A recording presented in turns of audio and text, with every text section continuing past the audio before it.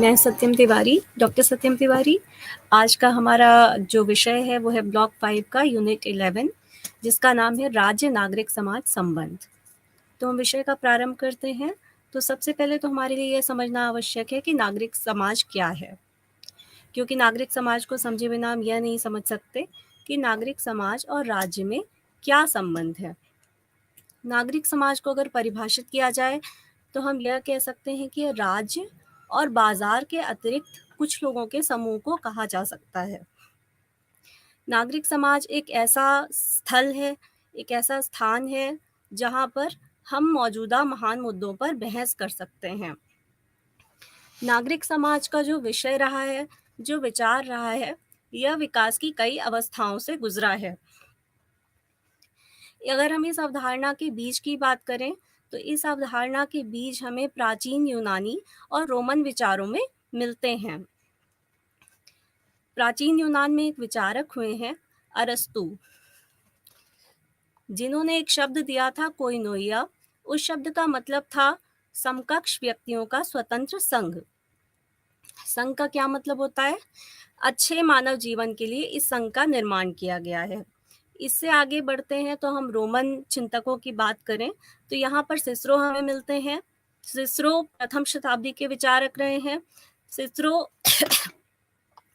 नागरिक समाज को परिभाषित करते हुए कहते हैं कि यह एक ऐसा समाज है जिसके सदस्य नागरिकों की तरह रहते हों। तो हमें ये ध्यान देना पड़ेगा कि ऐसे सदस्यों की बात कर रहे हैं जो नागरिकों की तरह रहते हों, साथ ही साथ रोमन कानून का पालन करते हों और एक सभ्य, सुसंस्कृत और गरिमापूर्ण जीवन व्यतीत करते हों।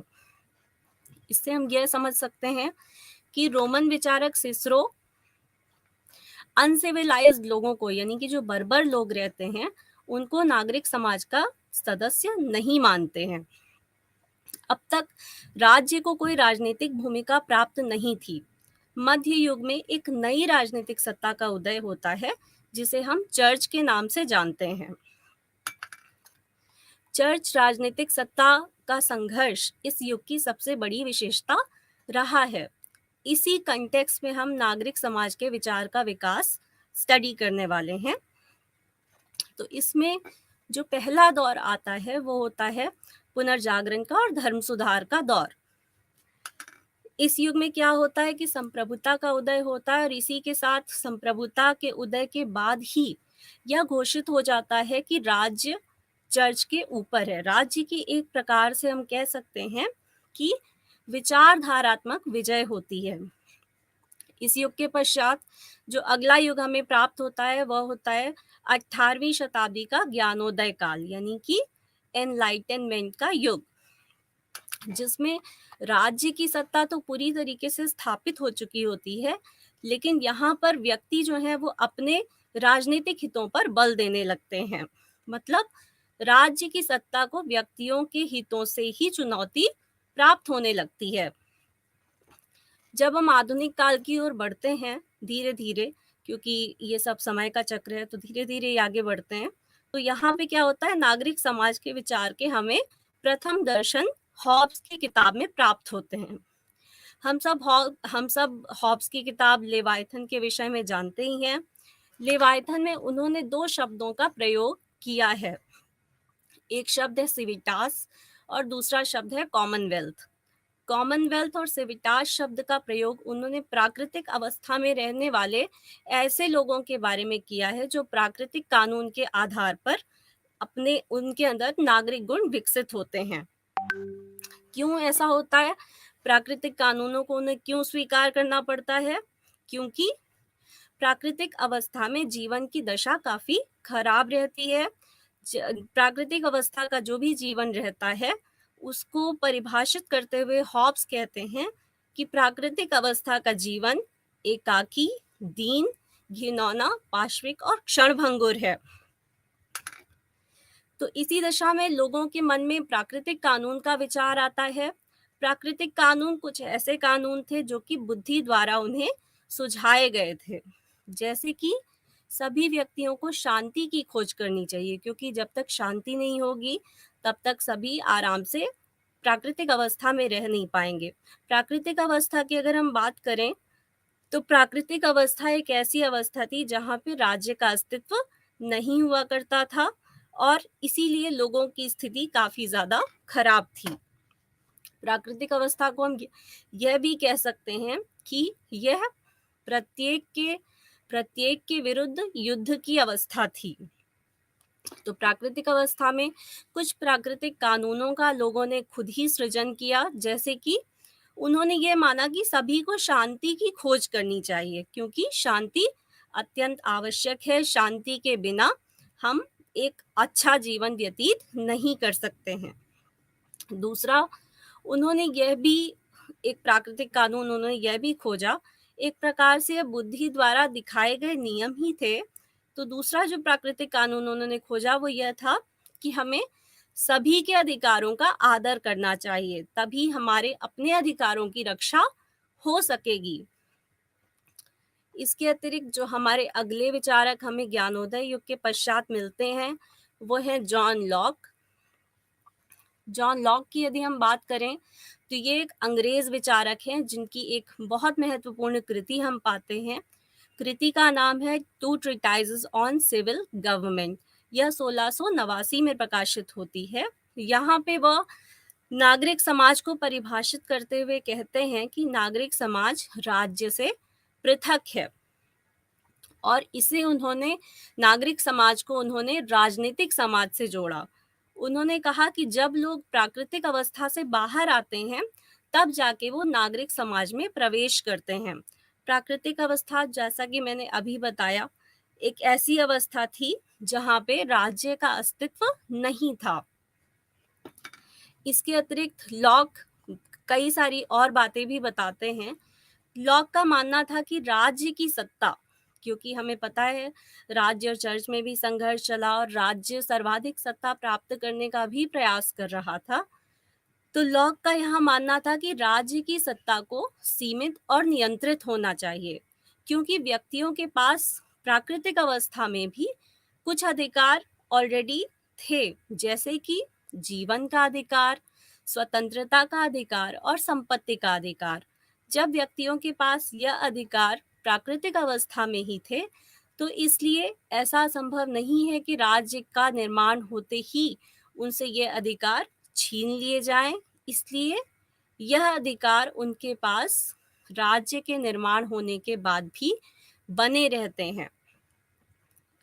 इसके अतिरिक्त अगले जो विचारक हैं वो भी एक सामाजिक समझौतावादी विचारक ही हैं, जो कि हैं रूसो।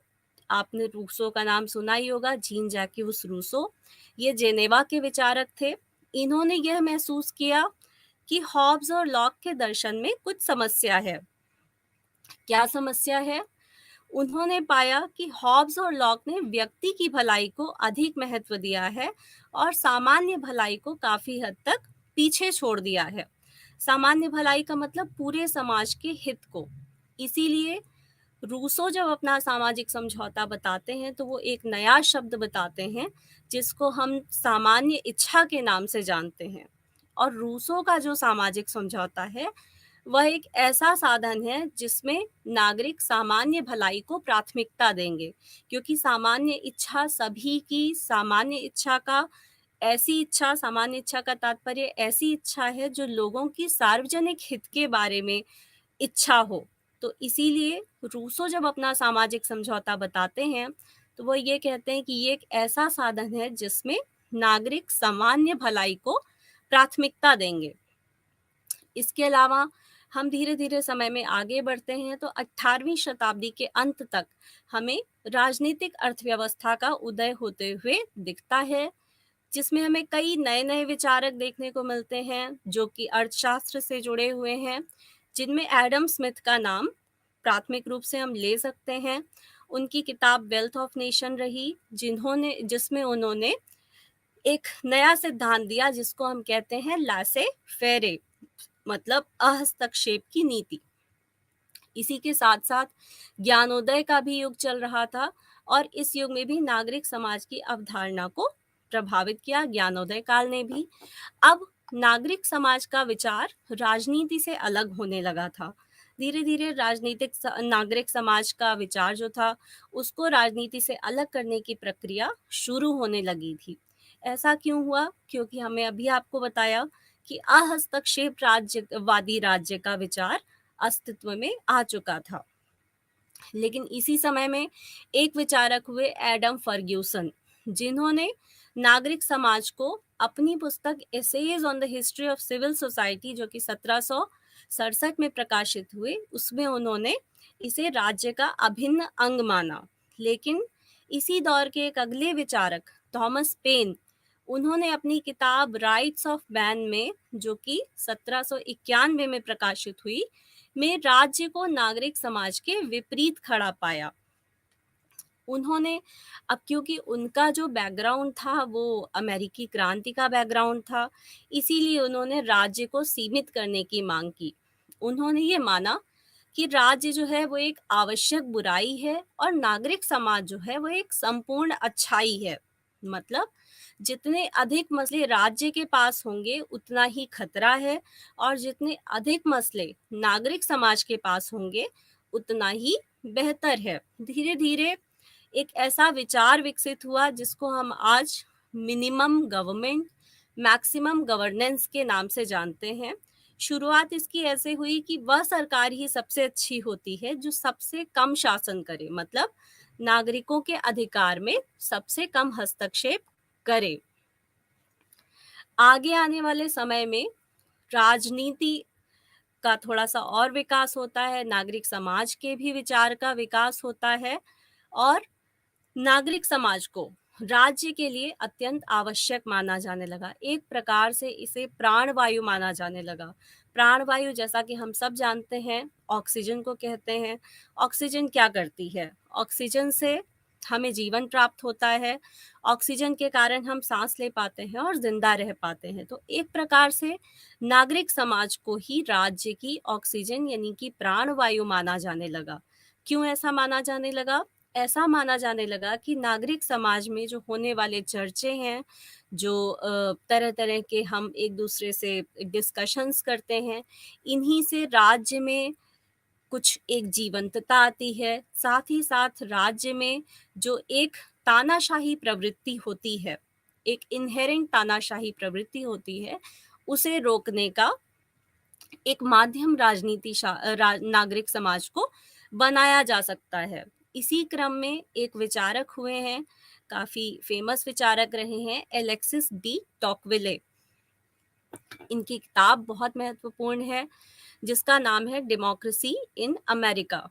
अब टॉकविले साहब बेसिकली अमेरिका में मेजॉरिटेरियनिज्म से काफ़ी भयभीत थे। मेजॉरिटेरियनिज्म का मतलब है बहुतंत्रवाद, यानी कि जब हम जो अधिकांश जनता होती है उससे प्रभावित होकर निर्णय लेने लगते हैं, उसको ही हम मेजॉरिटेरियनिज्म कह सकते हैं। मतलब उनका ये मानना था कि नागरिक समाज जो है वो राज्य की तानाशाही के विरुद्ध व्यक्तियों की स्वतंत्रता के लिए अत्यंत आवश्यक है। यदि नागरिक समाज नहीं होगा तो राज्य की तानाशाही प्रवृत्तियां बढ़ती जाएंगी और व्यक्ति की स्वतंत्रता बाधित होगी, व्यक्ति की स्वतंत्रता का क्षरण होगा। तो इसलिए यह आवश्यक है कि एक स्वस्थ नागरिक समाज, किसी भी एक जो भी अच्छा एक राज्य हो, जो भी एक व्यवस्थित राज्य हो, वहाँ पे नागरिक समाज का होना अत्यंत आवश्यक है, क्योंकि उसी से व्यक्तियों की स्वतंत्रता की रक्षा संभव हो सकेगी। साथ ही साथ उन्होंने यह भी बताया कि कुछ ऐसे नागरिक संघ होने चाहिए, एक प्रकार से वो नागरिक समाज की ही बात कर रहे थे, जो कि राज्य के नियंत्रण में ना हो, क्योंकि अगर वो राज्य के नियंत्रण में होंगे तो जाहिर सी बात है, राज्य के नियंत्रण में होने के कारण वो फिर व्यक्ति की स्वतंत्रता की रक्षा नहीं कर सकेंगे। तो ऐसे नागरिक संघों की अत्यंत आवश्यकता है लोकतंत्रों में, जो कि आधुनिक राज्यों की निरंकुश प्रवृत्ति को रोक सकें।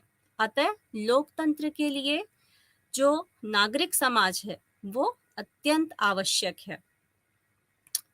अब धीरे धीरे नागरिक समाज की संकल्पना का और विकास होता है और हम एक आगे बढ़ते हुए दौर में सार्वजनिक क्षेत्र के रूप में नागरिक समाज की संकल्पना को बढ़ता हुआ पाते हैं, जिसमें उसे एक सार्वजनिक क्षेत्र के रूप में उसको पहचाना जाता है। यह अपेक्षाकृत एक नई संकल्पना है और इसका जो मुख्य रूप से इसके जो प्रतिपादक माने जा सकते हैं वो जर्मन दार्शनिक जुर्गेन हैबरमास हैं। हैबरमास ने एक पुस्तक लिखी, the structural transformation of the public sphere. यहाँ पे वो सार्वजनिक क्षेत्र के उदय को पूंजीवाद से जोड़ते हैं। यहाँ वो चर्चा करते हैं कि नागरिक समाज एक ऐसा क्षेत्र है जो कि राज्य के नियंत्रण के बाहर है। राज्य के नियंत्रण में होगा तो वो बिल्कुल राज्य का पार्ट हो जाएगा, तो इसलिए वो कहते हैं कि एक ऐसा क्षेत्र है जो कि राज्य के नियंत्रण के बाहर है और जहाँ व्यक्ति स्वतंत्र रूप से चर्चा करते हैं। यहाँ पे स्वतंत्र चर्चा का होना अत्यंत आवश्यक है। और साथ ही साथ क्या करते हैं, समाज से जुड़ी हुई समस्याओं की पहचान करते हैं। समाज में जो भी समस्याएं हैं, राजनीति में जो भी समस्याएं हैं, उसकी पहचान करते हैं और साथ ही साथ एक स्वस्थ चर्चा के माध्यम से राजनीतिक क्रिया को प्रभावित करते हैं। अब यहाँ पे यह भी आवश्यक है कि नागरिक समाज के लोग चर्चा करें और चर्चा के माध्यम से राजनीतिक क्रिया को प्रभावित करें, मतलब राजनीति पर प्रभाव डालें। जैसा कि उदाहरण के तौर पर हम समझ सकते हैं, हम नागरिकों के मध्य सार्वजनिक क्षेत्र में जनसंचार माध्यमों के द्वारा बहुत सारे विचारों का आदान प्रदान होता है। हम सब रोज टीवी चैनलों के माध्यम से, सोशल मीडिया के माध्यम से अपने विचारों का आदान प्रदान करते हैं और इस प्रकार से एक सार्वजनिक क्षेत्र के रूप में नागरिक समाज का निर्माण करते हैं। इसके अतिरिक्त कुछ और भी पक्ष हैं इसके, जैसे कि एकेडमिक राइटिंग के द्वारा बहुत सारे आपने अखबारों में, पुस्तकों में सरकारी नीतियों के पक्ष में, विपक्ष में लेख और बहस देखी होगी। यह भी एक प्रकार से नागरिक समाज का ही एक अंग है। जो इस प्रकार के एकेडमिक राइटिंग्स हैं, इनको भी हम नागरिक समाज का एक अत्यंत महत्वपूर्ण अंग मान सकते हैं। अब नागरिक समाज की अवधारणा हम मोटे तौर पे समझ चुके हैं।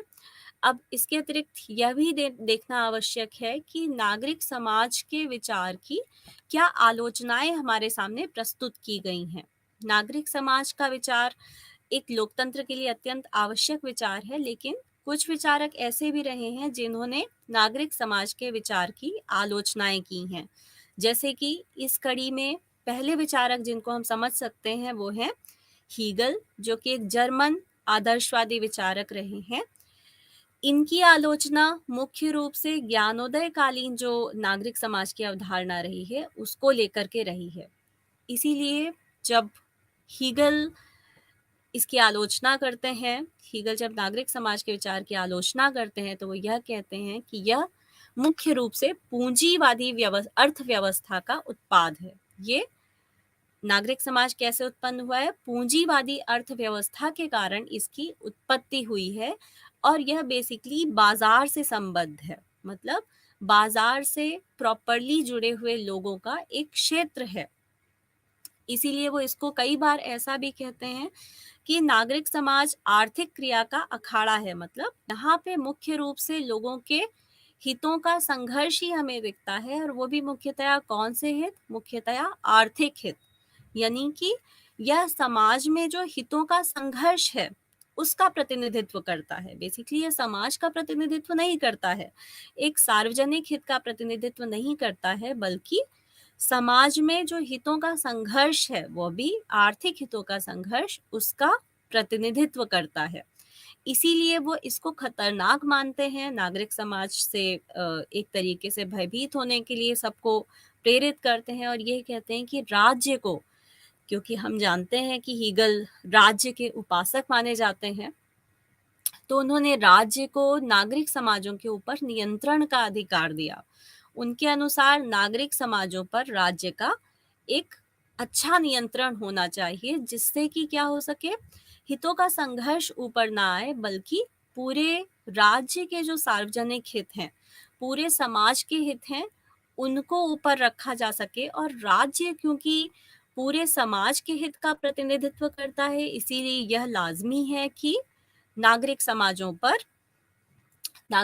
पर राज्य का एक तरीके से वर्चस्व हो, एक तरीके से नियंत्रण हो। इसी कड़ी में एक दूसरे दार्शनिक आते हैं, कार्ल मार्क्स। हम सब कार्ल मार्क्स के नाम से भली भांति परिचित हैं। जर्मन दार्शनिक हैं और काफी हद तक हीगल से प्रभावित भी हैं और हीगल के विरोधी भी हैं। तो मार्क्स ने राजनीतिक समाज के ऊपर, नागरिक समाज के ऊपर राज्य को महत्व देना स्वीकार नहीं किया। अब उनकी यहाँ पे थोड़ी सी दूसरी दृष्टि है। मार्क्स की दृष्टि में आपका जो नागरिक समाज है वह बेसिकली वर्ग संघर्ष का स्थल है। मतलब हम सब कार्ल मार्क्स की एक मुख्य अवधारणा वर्ग संघर्ष को जानते ही हैं।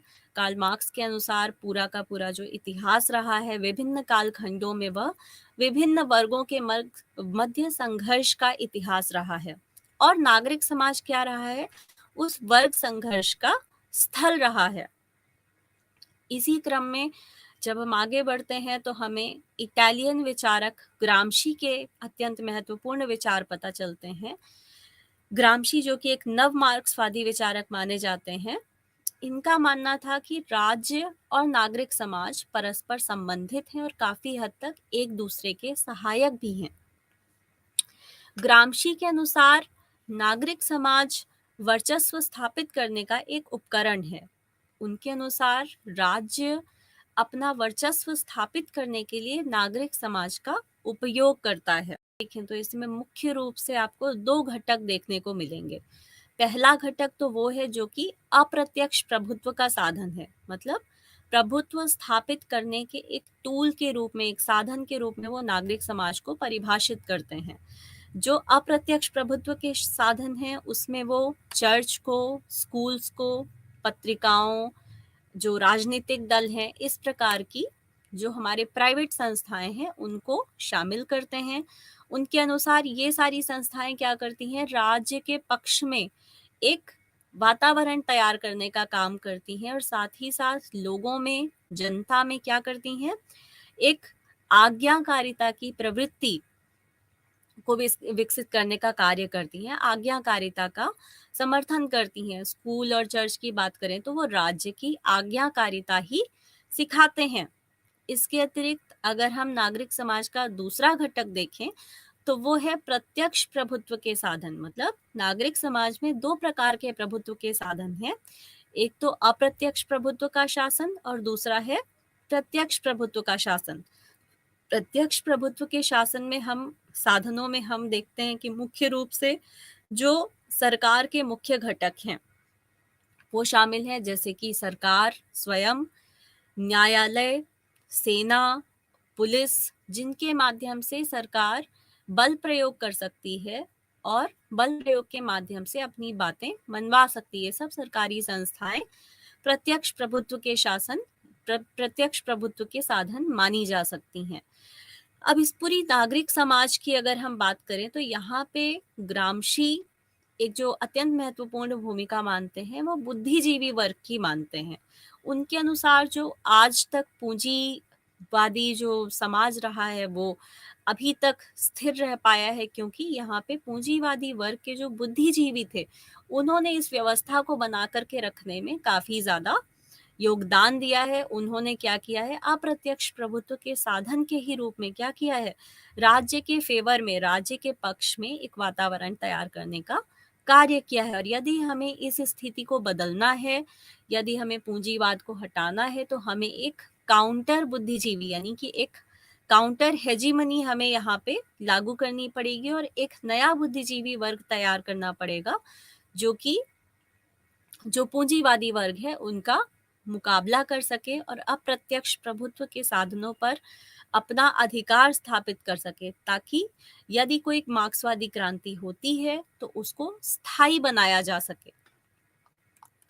इसके अलावा राजनीतिक, अगर हम नागरिक समाज की अवधारणा को ध्यान से समझें, अभी तक का उसका इतिहास समझें, तो हमें यह अवश्य समझ में आता है कि यह मुख्य रूप से पश्चिमी देशों की अवधारणा रही है।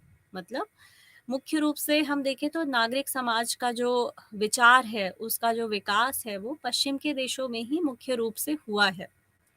लेकिन भिन्न भिन्न क्षेत्रों में, भिन्न भिन्न समय में नागरिक समाज की हमें भिन्न भिन्न भूमिकाएं प्राप्त होती हैं।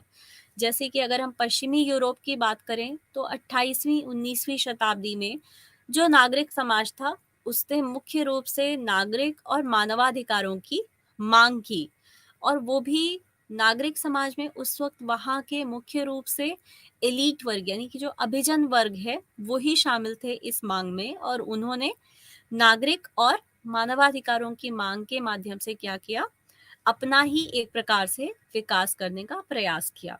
जब 19वीं और 20वीं शताब्दी में हम पश्चिमी यूरोप में आते हैं तो नागरिक समाज का कुछ विस्तार होता है, क्योंकि औद्योगिक क्रांति हो चुकी होती है और नागरिक समाज का विस्तार होता है।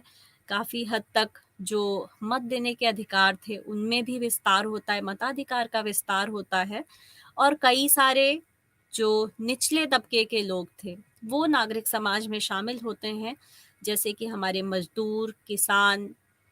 इसके अलावा चर्च को भी तभी, क्योंकि चर्च और राज्य में काफ़ी हद तक संघर्ष चला है, तो चर्च को भी काफ़ी बाद में नागरिक समाज का हिस्सा माना जाता है, और महिलाएं, तो इनको काफ़ी बाद में नागरिक समाज में स्थान दिया जाता है। और इसी क्रम में जब हम आगे बढ़ते हैं तो हम देखते हैं कि नागरिक समाज के ही एक तरीके से आधार पर, नागरिक समाज के ही द्वारा कई सारे आंदोलनों की भी शुरुआत की जाती है 1960 के दशक में, अगर हम पश्चिमी यूरोप की बात करें, जिनको हम न्यू सोशल मूवमेंट यानी कि नए सामाजिक आंदोलनों के रूप में जानते हैं।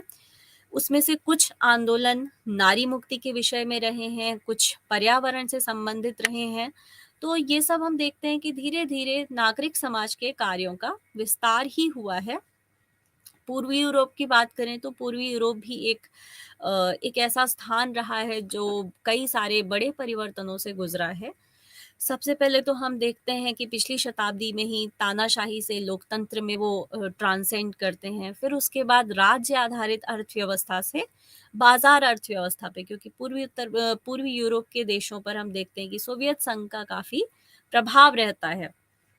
सोवियत संघ का विघटन भी उस क्षेत्र के लिए एक बड़ी घटना होती है, और इस पूरे सारे परिवर्तनों के बीच में नागरिक समाज की अलग अलग समय पर अलग अलग भूमिका रही है। हमेशा ही नागरिक समाज ने परिवर्तनों का समर्थन किया है।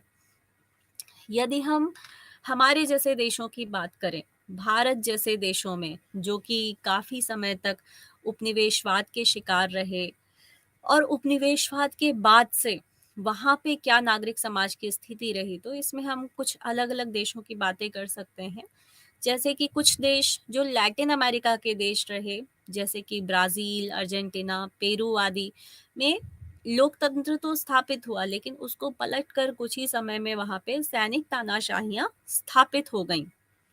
लेकिन नागरिक समाज का काफ़ी दमन होने के बावजूद 1980 के दशक में हम देखते हैं कि जो दमनकारी तानाशाहियाँ रही हैं उनके विरुद्ध नागरिक संघों का निर्माण होता है, नागरिक समाज सक्रिय होता है और काफ़ी हद तक क्रांति का नेतृत्व करता है। इसी प्रकार से 1980 के ही दशक में कुछ नवीन लोकतंत्र, भारत जैसे लोकतंत्र, वहाँ पे भी हम नए सामाजिक आंदोलनों का उदय देखते हैं। हमारे भी देश में ऐसे कई सारे आंदोलन चले हैं, नारी मुक्ति के आंदोलन, पर्यावरण संबंधी आंदोलन, ये सब नागरिक समाज के ही द्वारा एक प्रकार से हम कह सकते हैं कि इनका नेतृत्व किया गया है। लेकिन अगर हम भारत में बात करें, नागरिक आपके जो समाज के विरुद्ध कई सारी चुनौतियाँ भी रही हैं, कई सारी सकारात्मक भूमिकाएं भी नागरिक समाज ने निभाई हैं। तो भारत के संबंध में हम बात करें तो नागरिक समाज के समक्ष कई सारी चुनौतियां हम देखते हैं। सबसे पहले तो नागरिक समाज को राज्य की जो केंद्रीकृत सत्ता है, क्योंकि राज्य की सत्ता काफ़ी मजबूत है और केंद्रीकृत है, तो इसीलिए उसका सामना करते हुए स्थानीय समुदायों का सशक्तिकरण करना है। मतलब जो भी हमारे लोकल ग्रुप्स हैं उनको शक्ति प्रदान करनी है, उनको इस योग्य बनाना है कि वह अपने हितों के लिए संघर्ष कर सकें, हितों के संबंध में आवाज़ उठा सकें। इसके अतिरिक्त नागरिक समाज की अन्य भूमिका भी एक बहुत महत्वपूर्ण है, जो कि है एक समाज में एक नए आंदोलन के रूप में बहुत सारे ऐसे हमारे देश में विषय हैं जिन पर आज भी राजनीतिक सत्ता का ध्यान आकर्षित करने की आवश्यकता है। जैसे कि स्वास्थ्य का मुद्दा हो गया, शिक्षा का मुद्दा हो गया, बेरोज़गारी का मुद्दा हो गया, और इस पर राजनीतिक सत्ता को प्रभावित करने के लिए कई बार हमें आंदोलनों की आवश्यकता होती है। तो नागरिक समाज काफ़ी हद तक उस प्रकार के आंदोलनों को भी नेतृत्व प्रदान कर सकता है। एक उदाहरण के तौर पर हम अन्ना आंदोलन और निर्भया केस में जो आंदोलन हुआ, उसको नागरिक समाज के एक आंदोलन के तौर पर देख सकते हैं। इसके अतिरिक्त नागरिक समाज की यह भी रिस्पॉन्सिबिलिटी बनती है, यह भी जब एक ज़िम्मेदारी बनती है कि वो समाज के विभिन्न क्षेत्रों के प्रति राज्य की जवाबदेही सुनिश्चित करे। वो ये देखे कि राज्य विभिन्न क्षेत्रों में अपना काम ठीक ढंग से कर रहा है या नहीं कर रहा है। राज्य को यदि कुछ सुझावों की आवश्यकता हो, तो नागरिक समाज के लोग विभिन्न प्रकार से, विभिन्न माध्यमों से सुझाव दे सकते हैं। और साथ ही साथ हम देखते हैं कि नागरिक समाज आज के समय में एक अत्यंत महत्वपूर्ण भूमिका भारत में भी निर्वहन कर रहा है। और इस प्रकार से नागरिक समाज जो है, वो समाज का एक ऐसा हिस्सा है जो कि काफ़ी सक्रिय है भारत में भी, और विचार विमर्श का एक अत्यंत महत्वपूर्ण स्थल बना हुआ है। जैसा कि हमने आपको पहले ही बताया कि यह एक प्राणवायु की तरह काम करता है किसी भी लोकतंत्र में। तो भारत में भी इसी प्रकार से यह एक प्राणवायु की तरह काम करता है, और एक ऐसा स्पेस, एक ऐसा स्थल उपलब्ध कराता है जिसमें सभी लोग आपस में खुलकर विचार विमर्श कर सकें, राज्य को एक दिशा दे सकें, और साथ ही साथ लोकतंत्र की एक, जिसको हम कह सकते हैं कि लोकतंत्र को आगे बढ़ा सकें, उसकी सुरक्षा को सुनिश्चित कर सकें। अगला जो हमारा विषय है वो है ब्लॉक 5 का यूनिट 12, जो जिसमें कि हम ये देखेंगे कि वैश्वीकरण के युग में राज्य का क्या कैसा अस्तित्व है, राज्य की क्या भूमिका है, और क्या राज्य की भूमिका कम हो रही है। तो हमारा जो अगला टॉपिक है वो है वैश्वीकरण के युग में राज्य। तो वैश्वीकरण के युग में राज्य को समझने के लिए सबसे पहले तो हमें यह समझना आवश्यक है कि वैश्वीकरण क्या है। वैश्वीकरण को हम ग्लोबलाइजेशन भी कहते हैं, भूमंडलीकरण भी कहते हैं।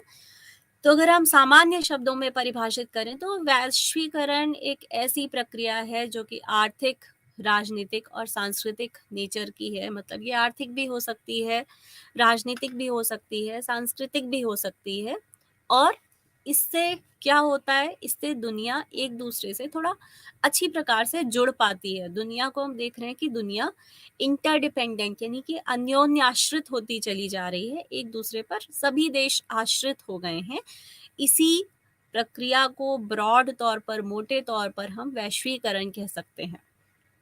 अब वैश्वीकरण की जो प्रक्रिया है, इसमें कई प्रकार के अभिकर्ता शामिल हैं। जैसे कि इसमें जो मुख्य अभिकर्ता हैं वो है आपके राष्ट्र, राज्य, व्यक्ति।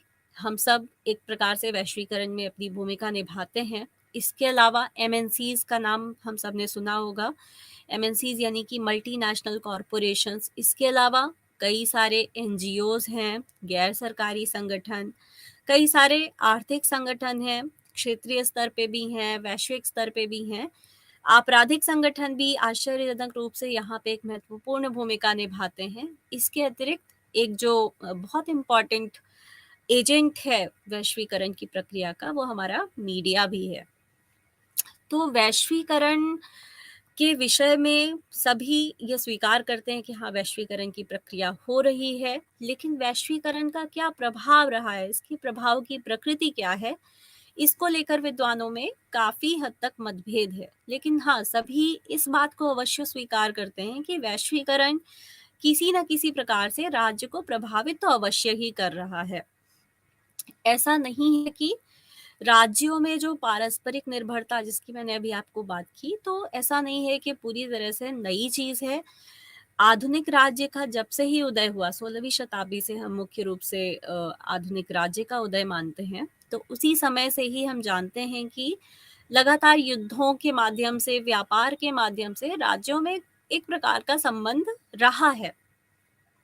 तभी उसी संबंध को आधार बना के 16वीं शताब्दी के हमारे विचारक, जिनको हम ह्यूगो ग्रोशस और इमैनुअल कांट को हम जानते ही हैं, उन्होंने उस वक्त के समय ही अंतर्राष्ट्रीय कानून का अस्तित्व स्वीकार किया और ये माना कि अंतर्राष्ट्रीय कानून जो हैं वो राज्यों के मध्य कानून हैं और उन्हीं से पूरी दुनिया शासित होती है। तो ज़ाहिर-सी बात है जब हम अंतर्राष्ट्रीय कानूनों की बात करते हैं तो मतलब एक प्रकार से हम राज्यों के मध्य कुछ संबंधों की बात तो स्वीकार ही करते हैं। और उनका यह भी मानना रहा है कि अंतर्राष्ट्रीय कानून राज्यों के मध्य जो एक प्रकार से सहयोग रहा है, सहयोग के ही कारण हम ये अंतर्राष्ट्रीय कानून लागू भी कर पाते हैं। अगर राज्यों के मध्य पारस्परिक सहयोग ना हो तो हम ये जो हमारे अंतर्राष्ट्रीय कानून हैं, इनको हम लागू नहीं कर पाएँगे। यद्यपि आज हम जिस वैश्वीकरण की चर्चा करने वाले हैं, वह तात्विक रूप से काफ़ी भिन्न है 16वीं शताब्दी के जिस प्रकार की हमने आपको अंतर्राष्ट्रीय कानून की बात की, उससे काफ़ी भिन्न है और एक नई प्रकार की घटना है। तो वैश्वीकरण जैसा कि हम सब देखते हैं, तो इसमें जो सबसे बड़ी भूमिका मानी जाती है, वो सूचना और संचार तकनीकी, साथ ही साथ जो हमारा ट्रांसपोर्टेशन है, उसमें जो क्रांति आई है, साथ ही साथ जो नए प्रकार के अंतर्राष्ट्रीय संगठनों का उदय हुआ है, इनमें सबसे बड़ी भूमिका वैश्वीकरण में सबसे बड़ी भूमिका इन्हीं की रही है। वैश्वीकरण की शुरुआत की अगर हम बात करें, तो इसको लेकर के सभी विद्वान एकमत नहीं हैं, लेकिन मोटे तौर पर 16वीं शताब्दी से इसकी शुरुआत मानी जा सकती है। इसका अगर हम शुरुआत की बात करें तो इसकी प्रक्रिया हमेशा एक एक इसकी प्रकृति हमेशा एक प्रकार की नहीं रही है। जब इसका प्रारंभ हुआ तो यह मुख्य रूप से एक आर्थिक प्रक्रिया के रूप में इसका प्रारंभ हुआ। आपको याद ही होगा कि 16वीं शताब्दी में जैसे ही भौगोलिक अन्वेषणों की उसके पहले ही शुरुआत हो चुकी थी और उसके बाद ही हम देखते हैं कि धीरे-धीरे विश्व में साम्राज्यवादी ताकतें औपनिवेशीकरण का एक दौर शुरू करती हैं और औपनिवेशीकरण के दौर में काफ़ी हद तक दुनिया को हम एक दूसरे से जुड़ता हुआ पाते हैं और विश्व व्यापार में भी एक अच्छा पहला हम देखते हैं कि विश्व व्यापार को भी इससे काफ़ी बढ़ावा मिलता है। तो एक प्रकार से औपनिवेशीकरण से ही हम वैश्वीकरण की शुरुआत मान सकते हैं। लेकिन विश्व व्यापार में जो पहला बड़ा उछाल आता है, मतलब विश्व व्यापार में जो एक पहली बड़ी प्रगति हमें देखने को मिलती है, वह 19वीं शताब्दी के अंत में औद्योगिक क्रांति में दिखता है, जब औद्योगिक क्रांति हमारे समक्ष आती है। औद्योगिक क्रांति में क्या होता है कि जो औपनिवेशीकृत देश हैं, उनका साम्राज्यवादी देशों के द्वारा भरपूर शोषण किया जाता है और हम सब भारत का भी उदाहरण जानते हैं कि किस प्रकार से भारत में भी जो औद्योगिक क्रांति हुई है, उसके काफ़ी भयावह परिणाम हमें देखने को मिले हैं और किस प्रकार से अंग्रेज़ों ने भारत का शोषण किया, भारत की आर्थिक स्थिति काफ़ी खराब हो गई। तो एक प्रकार से वह भी हम शुरुआती वैश्वीकरण के रूप में उसको समझ सकते हैं और साम्राज्यवादी इसी प्रकार से साम्राज्यवाद ने पूरी दुनिया में ही एक शोषण का एक चक्र चलाया। इसके बाद कुछ और भी महत्वपूर्ण घटनाएँ हुईं, जैसे कि हमारा प्रथम विश्व युद्ध है। 1930 की आर्थिक मंदी आती है और फिर उसके बाद जब द्वितीय विश्व युद्ध आता है, तो हम देखते हैं कि धीरे-धीरे द्वितीय विश्व युद्ध के बाद एमएनसीज़ का यानी कि मल्टीनेशनल कॉर्पोरेशंस का उदय होता है। इससे क्या होता है, उत्पादन और व्यापार का अंतर्राष्ट्रीयकरण होता है। इसके पहले भी उत्पादन और व्यापार काफ़ी हद तक औपनिवेशीकरण की भी जब हम बात करें उस दौर में भी एक अंतर्राष्ट्रीयकरण हुआ था, लेकिन अभी का जो अंतर्राष्ट्रीयकरण था उत्पादन और व्यापार का वो अभूतपूर्व था। इसके अतिरिक्त ब्रेटन वुड्स सिस्टम की स्थापना होती है और ब्रेटन वुड्स सिस्टम की स्थापना के बाद इसमें काफ़ी सहायता मिलती है और धीरे-धीरे नए अंतर्राष्ट्रीय वित्तीय बाज़ारों का भी उदय हमें देखने को मिलता है। इसका अंतिम चरण हमें तब देखने को मिलता है, जब शीत युद्ध का अंत हो रहा था और शीत युद्ध के अंत के साथ ही साथ पूंजीवाद की विजय की भी घोषणा हो जाती है और यह मान लिया जाता है कि वैश्वीकरण अब सर्वव्याप्त हो चुका है। मतलब वैश्वीकरण हर स्थान पर है और वैश्वीकरण से बचा नहीं जा सकता है और इसे मुख्य रूप से पश्चिमी अवधारणा के रूप में भी हम लोग जानते हैं। इसीलिए हम देखते हैं कि वैश्वीकरण को लेकर के कई सारे लोगों में, कई सारे विद्वानों में अलग-अलग प्रकार के दृष्टिकोण पाए जाते हैं। वर्तमान समय में अगर हम विद्वानों के मध्य वैश्वीकरण के प्रति दृष्टिकोण को लेकर के एक नज़र दौड़ाएँ तो हमें उनमें काफ़ी मतभेद देखने को मिलता है। अगर हम मोटे तौर पे बात करें तो हमें मुख्य रूप से वैश्वीकरण के प्रति विद्वानों के 3 महत्वपूर्ण दृष्टिकोण हम आइडेंटिफ़ाई कर सकते हैं, उनकी पहचान कर सकते हैं। पहला दृष्टिकोण तो है कि अति वैश्विक, कुछ ऐसे हमारे विचारक रहे हैं, कुछ ऐसे लोग रहे हैं जो कि जिनको हम अति वैश्विक मान सकते हैं, यानी कि वो वैश्वीकरण के सर्वोच्च स्तर का समर्थन करते हैं और वैश्वीकरण को एक केंद्रीय और अपरिवर्तनशील प्रक्रिया मानते हैं, जिनके अनुसार वैश्वीकरण आज के समय की एक वास्तविकता है और अत्यंत इम्पॉर्टेंट है, अत्यंत महत्वपूर्ण घटना है इतिहास की और इसने काफ़ी हद तक दुनिया को प्रभावित किया है। इसके उदाहरण के तौर पर हम एक जापानी मैनेजमेंट गुरु हैं केनिची ओमाए, उनका उदाहरण ले सकते हैं। उन्होंने यह माना कि वैश्वीकरण इतिहास में एक नया युग है। नया युग मतलब काफ़ी परिवर्तनकारी युग है, एक नए युग की ही शुरुआत वैश्वीकरण ने कर दी है। और यहाँ पर क्या हुआ है कि राष्ट्रीय सरकारों की भूमिका काफ़ी हद तक कम हो गई है। वैश्वीकरण के कारण क्या हुआ है कि राष्ट्रीय सरकारें, जो राष्ट्र राज्य की सरकारें हैं, एक तरीके से उनकी भूमिका कम हुई है और प्रकारांतर से हम यह भी कह सकते हैं कि संप्रभुता का भी ह्रास हुआ है।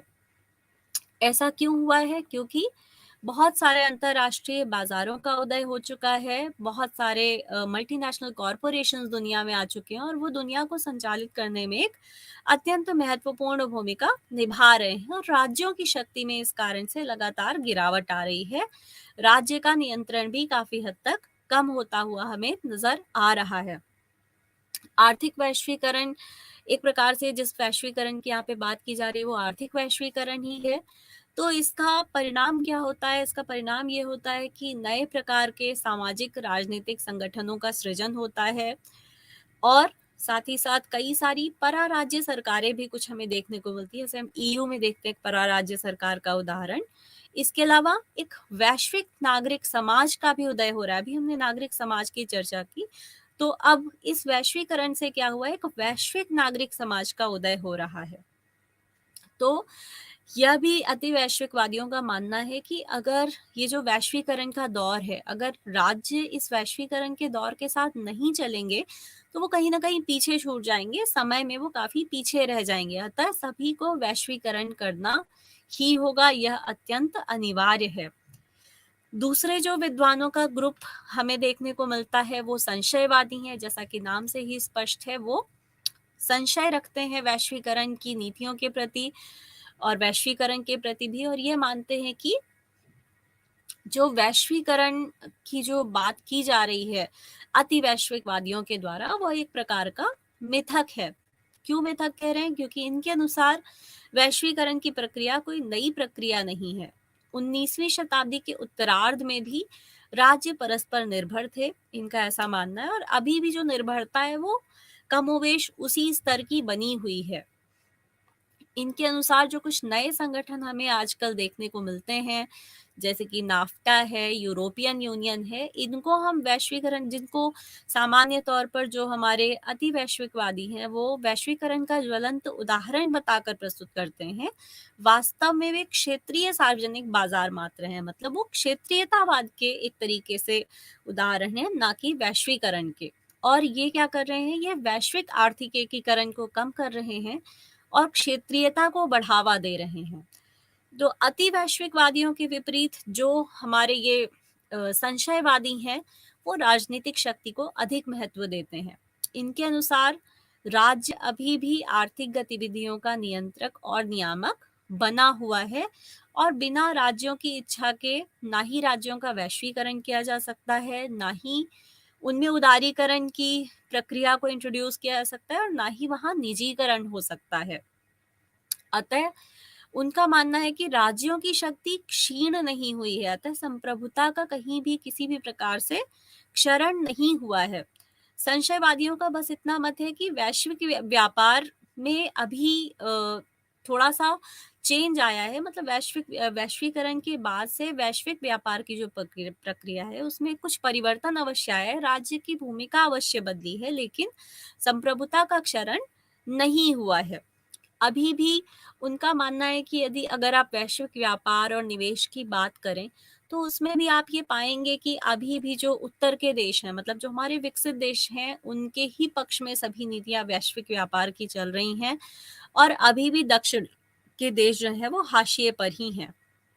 साथ ही साथ कई बार यह भी देखने को मिलता है कि वैश्वीकरण की आड़ में वैश्विक प्रशासन क्या कर रहा है, पश्चिमी प्रभुत्व का यहाँ पे बोलबाला हो गया है और पश्चिम के देशों का ही एक प्रकार से प्रभुत्व यहाँ पे देखने को मिलता है। और वैश्वीकरण के जो पूरे लाभ हैं वो पूरी प्रकार से पश्चिम के ही देशों को प्राप्त हुए हैं। तो ये हमारे 2 व्यू पॉइंट्स हो गए। जो तीसरा व्यू पॉइंट आता है वैश्वीकरण के प्रभाव के बारे में, उन्हें हम परिवर्तनवादी कहते हैं। परिवर्तनवादी अतिवैश्विकवादियों और संशयवादियों की अपेक्षा, दोनों की अपेक्षा एक संतुलित दृष्टिकोण एक प्रकार से हमारे समक्ष रखता है।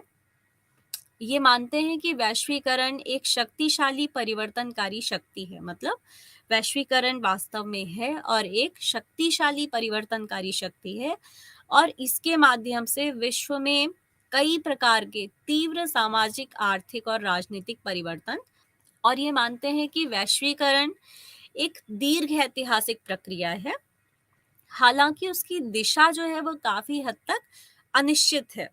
वैश्वीकरण का जो दौर अभी चल रहा है, जिस दौर में हम रह रहे हैं, जहाँ पे यूरोपीय संघ, वर्ल्ड ट्रेड ऑर्गेनाइजेशन जैसी संस्थाएं विद्यमान हैं, संप्रभुता की शक्ति का पहले आपने देखा कि जो अति वैश्विकवादी हैं वो पूरी तरीके से मानते हैं कि इसका क्षरण हो गया है और जो हमारे संशयवादी हैं वो अभी भी संप्रभुता की ये मानते हैं कि संप्रभुता, राज्य की जो संप्रभुता है वो अभी भी इंटैक्ट बनी हुई है, अभी भी स्थिर है। यहाँ पे जो परिवर्तनवादी हैं वो मानते हैं कि संप्रभुता की जो पारंपरिक अवधारणा थी, जिसमें हम ये मानते थे कि संप्रभुता अविभाज्य है, उसको अब काफी हद तक एक जटिलता प्राप्त हो गई, मतलब संप्रभुता की अवधारणा जटिल हो गई है। और आज की स्थिति में अगर हम बात करें कि संप्रभुता की क्या स्थिति है, तो हम ये कह सकते हैं कि यह विभिन्न प्रकार से अंतर्राष्ट्रीय, राष्ट्रीय और स्थानीय जो प्राधिकारी हैं उनके मध्य में विभाजित हो गई है। तो मतलब इसको समझने के लिए हमें जो हमारी ऑस्टिन की अविभाज्य संप्रभुता की अवधारणा थी उसको पीछे छोड़ के आगे बढ़ना होगा और यह मानना होगा कि संप्रभुता विभाजित हो सकती है और संप्रभुता को कई सारे गुटों के माध्यम से, कई सारे जो प्राधिकारी हैं उनके माध्यम से प्रयोग किया जा सकता है, उसे अभिव्यक्त किया जा सकता है। एक और भी हमें विचार देखने को मिलता है जो कि नव मार्क्सवादी विचारक हैं, उनका ये मानना है कि वैश्वीकरण जो है, जिसको हम आज की डेट में एक अत्यंत महान घटना मान के चल रहे हैं, वो बेसिकली क्या है, साम्राज्यवाद का एक नया रूप है। वो मानते हैं कि पुराना साम्राज्यवाद चला गया है और अब ये एक नवीन प्रकार का साम्राज्यवाद हमारे समक्ष आ गया है। वैश्वीकरण की यदि हम बात करें तो आप देखेंगे कि 1970-80 के दशक में जो तेल संकट आया, तो उसके जवाब में पश्चिमी देशों ने पूरी दुनिया को वैश्वीकरण की ओर आने के लिए प्रेरित किया कि आप वैश्वीकरण करें। और इसमें काफी हद तक हम देखते हैं कि उनके स्वयं के हित भी निहित हैं। अभी क्या हो रहा है, नव मार्क्सवादियों का मानना है कि विकासशील देशों पर अपनी अर्थव्यवस्था को खोलने का जबरदस्त दबाव है, क्योंकि अभी भी जो वैश्विक व्यापार के नियम है, जो वैश्विक व्यापार की जो सिद्धांत हैं, वो अभी भी विकसित देशों के पक्ष में है। इसलिए विकासशील देश अभी भी अपनी अर्थव्यवस्था को खोलने के लिए उतने इच्छुक नहीं है। लेकिन उनके सामने मजबूरी ये है कि बहुत सारे आर्थिक ऋण उन्होंने ले रखे हैं, जिसको ना चुका पाने की स्थिति में राज्यों को वैश्वीकरण को अपनाने के लिए बाध्य किया जाता है अंतर्राष्ट्रीय संस्थाओं के द्वारा। और विकासशील जो देश हैं, जैसा कि माना जाता है कि वैश्वीकरण कई सारे अवसर भी उपलब्ध कराता है, लेकिन ऐसा देखने में आया है कि जब हम एक खुली प्रतियोगिता मुक्त व्यापार में जाते हैं, तो विकासशील देश वैश्वीकरण द्वारा उपलब्ध कराए गए अवसरों का लाभ नहीं उठा पा रहे हैं, उसका लाभ उठाने में असमर्थ रहे हैं, क्योंकि टेक्नोलॉजिकली वो काफ़ी ज़्यादा पीछे हैं और उनके प्रोडक्ट्स उस प्रकार के नहीं हैं कि वो उनका एक सेलिंग पॉइंट अच्छा हो। तो इस प्रकार से हमने देखा है कि वो काफ़ी हद तक जो वैश्वीकरण ने अवसर उपलब्ध कराए हैं, माना जाता है कि वैश्वीकरण बहुत सारे अवसर भी उपलब्ध कराता है, लेकिन वो उन अवसरों का लाभ उठाने में असमर्थ रहे हैं। और इसका एक तरफा लाभ, यानी कि वैश्वीकरण का एक तरफा तरफा लाभ जो हमें देखने को मिलता है, वो विकसित देशों को ही प्राप्त होता दिखाई पड़ता है। इससे क्या प्रभाव पड़ा है? इससे प्रभाव ये पड़ा है कि जो हमारे विकासशील देश हैं, भारत जैसे देश हैं, वहाँ पे गरीबी बढ़ी है। काफ़ी हद तक गरीबी को हम बढ़ता हुआ देखते हैं। भुखमरी, बेरोज़गारी ये भी बढ़ती हुई देखते हैं, और हम देखते हैं कि केवल यहाँ पे स्किल्ड लेबर को ही रोज़गार ज़्यादा उपलब्ध हो पा रहा है। अनस्किल्ड जो भी लेबर है, उनकी स्थिति काफ़ी खराब होती चली जा रही है। अब हम राज्य की संप्रभुता पर वैश्वीकरण का प्रभाव समझने का प्रयास करेंगे, तो हम इसमें ये देखते हैं कि राष्ट्र राज्यों का दौर, जिसको काफी हद तक अति वैश्विकवादियों ने कह दिया कि वो काफी हद तक संप्रभुता का क्षरण हो गया है, और राष्ट्र राज्यों का दौर धीरे धीरे समाप्त हो जाएगा, लेकिन हमें ऐसा होता हुआ प्रतीत नहीं हो रहा है। हालांकि राज्य की संप्रभुता के समक्ष कई सारी चुनौतियां अवश्य हैं। अब जो चुनौतियां हैं, धीरे धीरे करके हम इनको समझने का प्रयास करेंगे। तो जैसे कि एक चुनौती है जिसको हम नई विश्व अर्थव्यवस्था की चुनौतियां जो है वो उसको कह सकते हैं, समझ सकते हैं। तो यहाँ पे हम देखते हैं कि जो मल्टीनेशनल कॉरपोरेशंस हैं, यानी कि जो हमारे ऐसे बहुराष्ट्रीय निगम हैं जो कि वैश्विक हैं। हम जानते हैं कि बहुराष्ट्रीय निगम किसी राष्ट्र में स्थित हो सकते हैं, लेकिन इनके हित हमेशा वैश्विक होते हैं, और राज्य का इनके ऊपर किसी भी प्रकार का नियंत्रण नहीं होता है। तो एक बड़ी शक्ति के रूप में हम इनका उभार आजकल देखते हैं। साथ ही साथ सूचना प्रौद्योगिकी की प्रगति ने भी क्या किया है, राष्ट्रीय बाजारों के मध्य जो सीमा थी उसको काफी हद तक मिटा दिया है। परिणाम स्वरूप राज्य के भीतर क्या हो गया है, आर्थिक गतिविधियों पर राज्यों का प्रभाव कुछ कम होता हुआ नजर आता हुआ हमें दिखाई पड़ता है। यद्यपि ये सभी राज्यों में समान रूप से कम नहीं हो रहा है। कुछ अभी भी विश्व अर्थव्यवस्था के ऐसे देश हैं, कुछ ऐसे मतलब संगठन हमें देखने को मिलते हैं जिन्होंने काफी हद तक वैश्वीकरण का लाभ उठाया है, और क्षेत्रीयकरण करके इसका लाभ उठाने में वो सफल रहे हैं। जैसे कि इसमें हम अमेरिका का उदाहरण देख सकते हैं।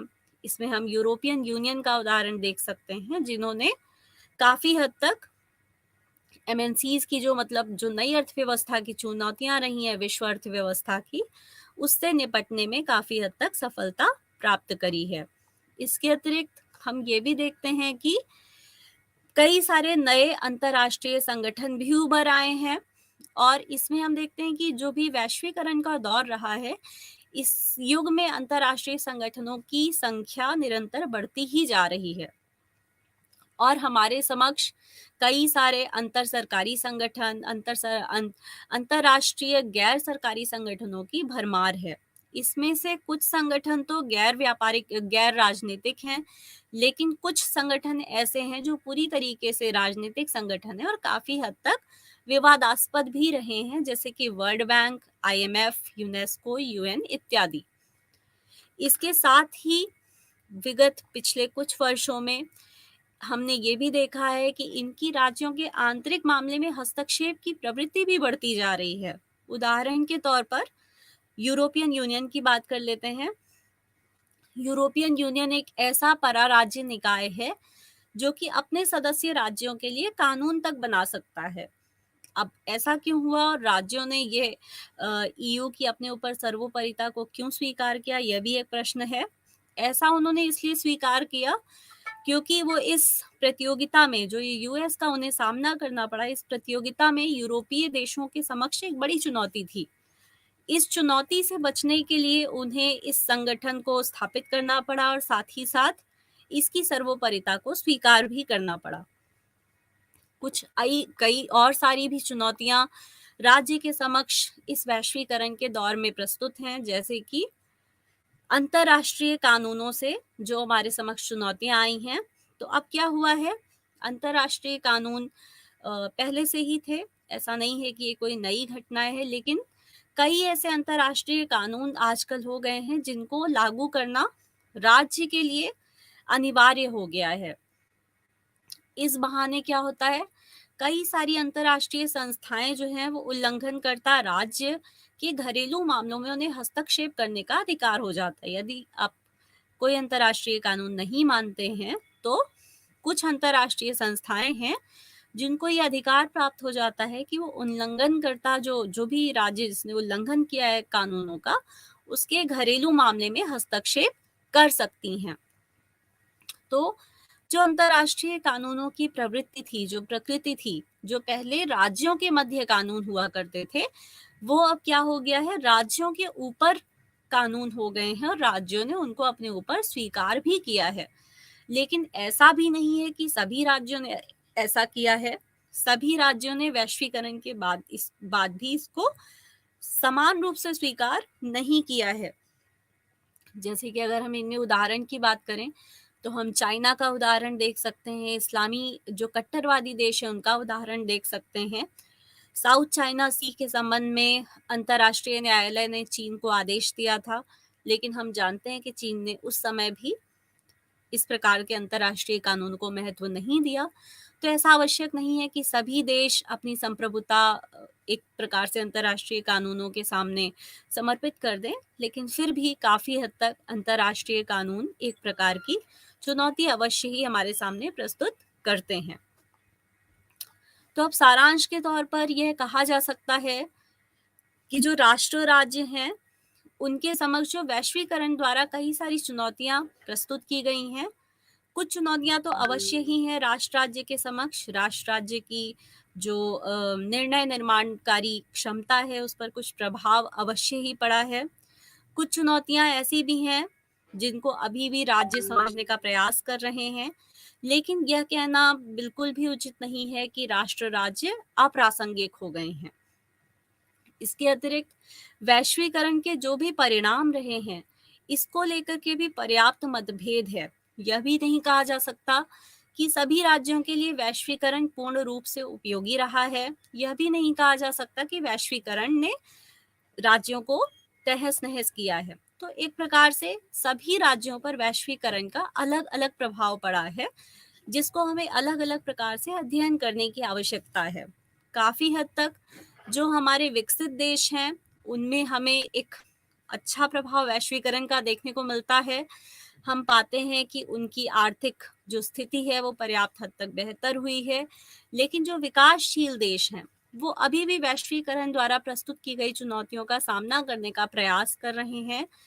उनकी संप्रभुता, हम यह अवश्य कह सकते हैं कि उनकी संप्रभुता काफी हद तक वैश्वीकरण द्वारा बाधित अवश्य हुई है, लेकिन फिर भी अभी भी प्रयास जो भी देश हैं, जो भी हमारे विकासशील देश हैं, उनके द्वारा प्रयास जारी है। नई आर्थिक आपका जिसको हम नियो कहते हैं उसके माध्यम से कई प्रयास जारी हैं कि जो भी विश्व व्यापार के नियम हैं, जो भी वैश्विक हमारे व्यापार संगठन हैं, उनमें ऐसे नियम बनाए जाए, उनको इस प्रकार से व्यवस्थित किया जाए कि जो भी हमारे विकासशील देश हैं उनकी स्थिति को बेहतर किया जा सके और उनके साथ जिस प्रकार का भी वैश्वीकरण के समय में जिस प्रकार का भी भेदभाव रहा है, जैसा कि हम जानते हैं कि जो हमारे विकासशील देश हैं उनके पक्ष में वैश्वीकरण की नीतियां नहीं हैं, तो उसको लेकर के भी सभी विकासशील देशों को अपनी आवाज़ उठाने की आवश्यकता है और कई सारे फोरम्स पर इसकी आवाज़ उठाई भी जाती रही है।